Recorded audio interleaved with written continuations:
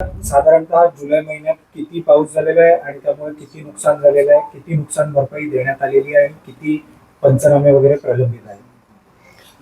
पालघरमध्ये दोनदा या महिन्यामध्ये अतिवृष्टी झालेली आहे. पहिली अतिवृष्टी 1 जुलै ते 8 जुलै या दरम्यान झाली होती आणि दुसरी 22 ते 24 जुलै या दरम्यान झाली होती.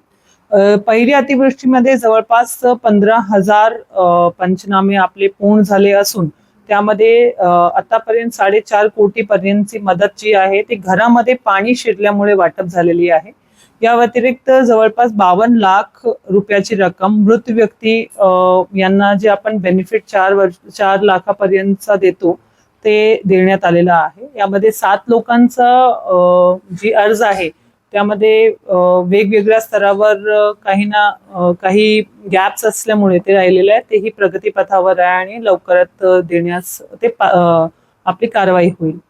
यासोबतच आता जो नुकसान झाला होता त्यामध्ये जवळपास 650 जे घरं आहेत, कच्ची घरं, पक्की घरं, याच्यामध्ये अंशतः किंवा पूर्णतः नुकसान झालेलं आहे. त्यांचे पण पंचनामे आपले जवळपास कंप्लीट झालेले आहेत आणि परवा मुख्यमंत्री महोदयांनी या अनुषंगाने पालघर जिल्ह्यातली अतिवृष्टीचा आढावा घेऊन जी मदत आहे त्याच्यामध्ये काही वाढ आणि रिलॅक्सेशन दिलेले आहेत. ते पण शासनाचे आदेश निर्गमित झाल्यानंतर उर्वरित जी काही मदत राहील तीही लोकांना देण्यात येईल.